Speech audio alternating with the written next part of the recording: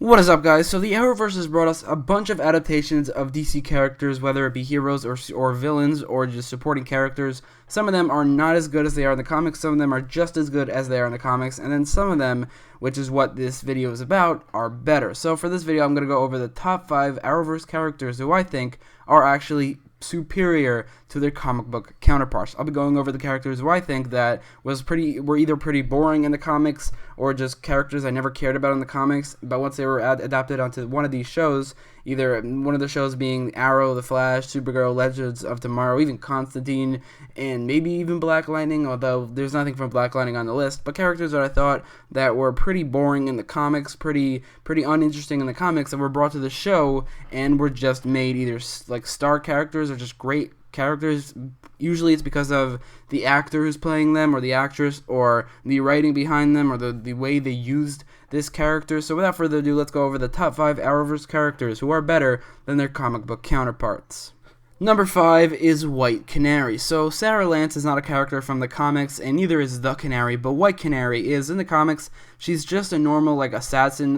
She doesn't even have a name. There's not really much to her. She appeared in like 5 comic books, and which spanned over the course of 1 year. So she only appeared in a year of comic books, which is not a lot in the scope of things. So when she was adapted to the show, originally she was actually just supposed to be an original character in Sarah Lance, and she was supposed to be the first Canary, or the first Black Canary, which would lead to Laura Lance becoming the Canary, but she became a fan favorite character in the process, and because of it, she got her own show along with other B-list Arrowverse superheroes like the Atom and Firestorm and Vixen and all those other characters on Legends of Tomorrow. But in my opinion, I think White Canary in the Arrowverse is just a much better character than the one in the comics.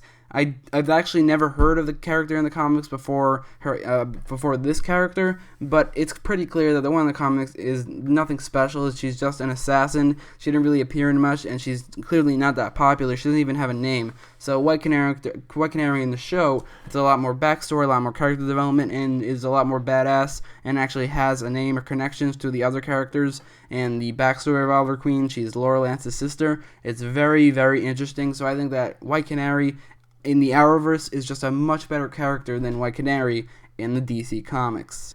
Number 4 is Damian Darhk. So this is another character who's a very minor character in the comics. I think that the Arrow during season 4 ran out of ideas, ran out of creativity for a year. So they just really dug deep for a character like Damian Darhk, and he didn't really turn out to be a great villain during season 4 of Arrow, but once he was introduced on Legends of Tomorrow, especially in season 3, he really came into his own. In the comics, he doesn't have any powers, he just works for Hive. He didn't really appear in much. He was a Teen Titans villain, but I watched the Teen Titans show, I watched Young Justice, and he never appeared, and for good reason. It's just that the Arrow writers really dug deep, and I'm glad they did, because Damian Darhk turned out to be a pretty great character, especially in Legends of Tomorrow Season 3. In that season, he had this arc going from this really evil dude, but because of the inclusion of his daughter and also humor really surrounded this character very much. Because of it, he had this redemption arc till the end of the season where, spoiler alert, he sacrificed himself to save Nora Dark, which I thought was a great arc,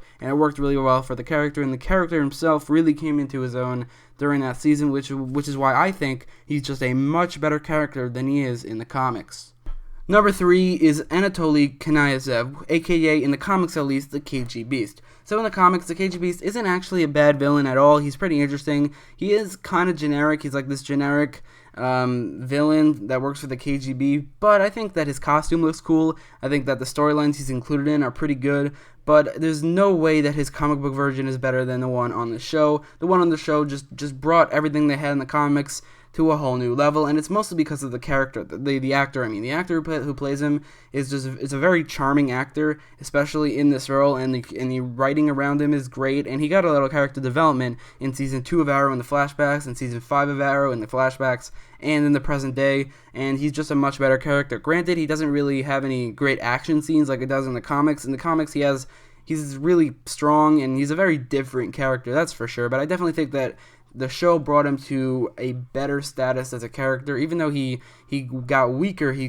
became a character that really can't fight the Green Arrow. If he was to become a main villain, which I think he should have been in season 6, he would have really put up much of a fight without actually becoming the KG Beast, which I think would have been a great idea for a season. Have Anatole Kanaya just become the KG Beast over the season. Maybe go start working with the KGB again and get this drug similar to Bane, and which makes him go bigger and stronger. They would have to use a little CGI, but I think they can get away with it, and I thought that would just make a great season. So even though up until then he wasn't, if that happens, I mean, he wasn't anything like the KG Beast, I think that they just brought this pretty generic character that looks cool to the show without the anything that he doesn't really need. He's technically, like, he acts completely different, but I think that he's much better than the one in the comics. And the one in the comics is good, but Anatole Kanaya on the show is just much better.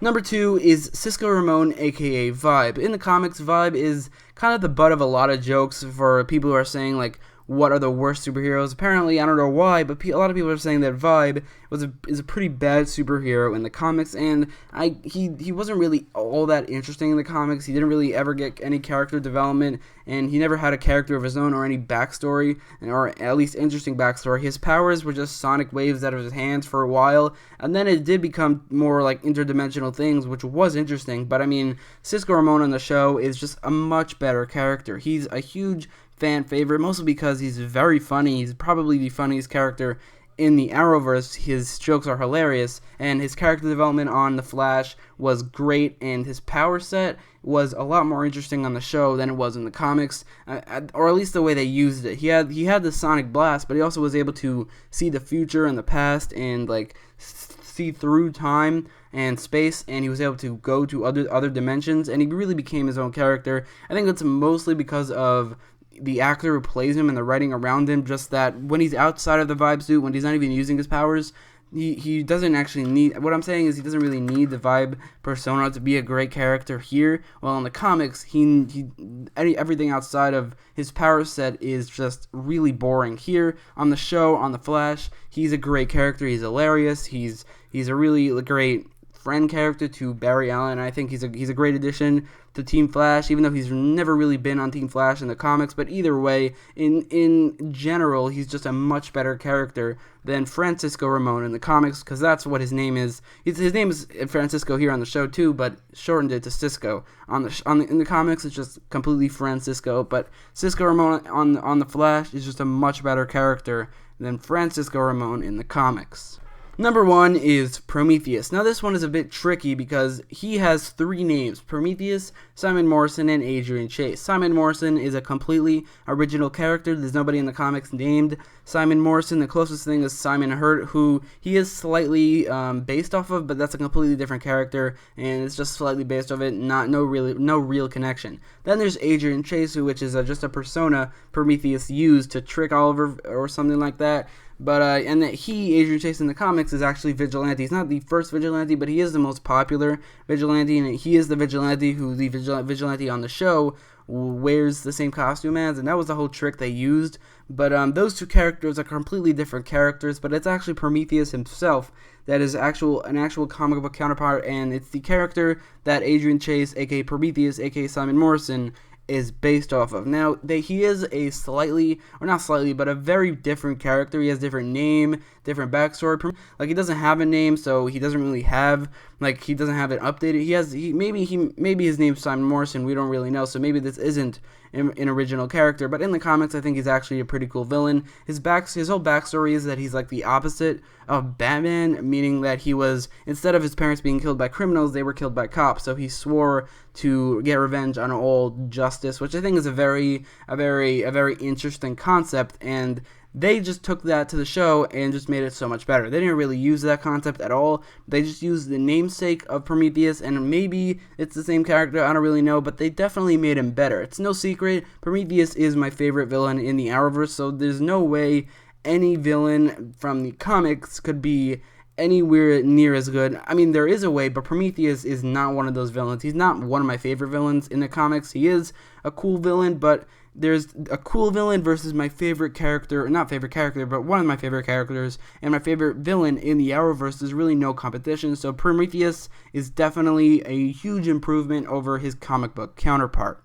But anyway, let me know which Arrowverse character you think is better than their comic book counterpart in the comments down below, and don't forget to like, share, and subscribe, and follow me on Twitter for much better notifications for my videos, like update for every day. It gets automatically updated there, while on YouTube it sometimes doesn't work, and also for daily polls on either the Arrowverse or anything superhero TV show / movie related. Definitely follow me there, link is in the description. But if you don't have a Twitter or you don't want to follow me, click the notification icon next to the subscribe button, because that definitely helps, and thanks for watching.